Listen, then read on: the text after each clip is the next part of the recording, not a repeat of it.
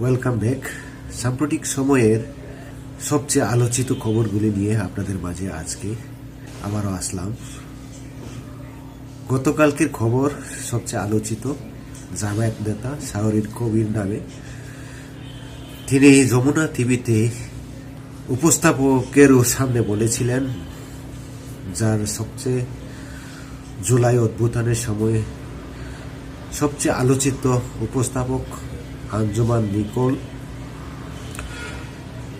তিনি উপস্থাপনের সময় শাহরিয়ার কবির জামায়াত নেতা তিনি বঙ্গবন্ধুকে নিয়ে কটূক্তি করে বলেছিলেন বঙ্গবন্ধু ছিলেন ৭১ সালের বিশ্বাসঘাতকতা করেছিলেন। তার প্রত্যুত্তরে আঞ্জুমান নিকোল তিনি তাকে প্রতিবাদ করেছিলেন, এই বিজয়ের মাসে আপনি বঙ্গবন্ধুকে বিশ্বাসঘাতকতা বলতে পারেন না। এই নিয়ে তর্ক বিতর্ক সারা দেশে আজ হইচই। সত্যি বলতে কি, জামাত নেতারা যারা জামাত ইসলাম তারা দলীয় আদর্শিকভাবে ৭১ সালকে ৭১-এর স্বাধীনতা বিজয় অর্জনকে তারা এখনো মেনে নিতে পারে না। আদর্শিকভাবে বাংলাদেশের প্রতি তাদের আন্তরিকতা নেই। যদিও ধর্মকে নিয়ে তারা রাজনীতি করে, সেই ধর্মকে তারা বিভিন্নভাবে বিভিন্ন নেতা উপেক্ষিত করেছে, তাদের ইসলাম ধর্মকে নিয়ে অপব্যাখ্যা করেছে। কিছুদিন পূর্বে জামায়াত নেতা চট্টগ্রাম সেখানে বক্তব্য দিতে বলেছিলেন, আমার বক্তব্যের জন্য সূর্য পর্যন্ত দাঁড়িয়ে যাবে।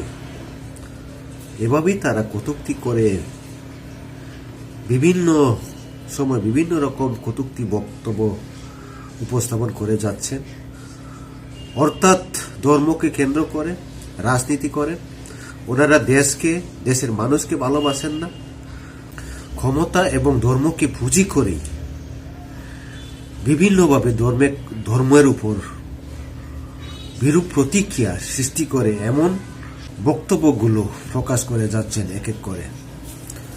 তাই স্বাধীনতার পক্ষে ৭১-কে স্বীকৃতি অবশ্যই আন্তরিকতার সাথে নিতে হবে।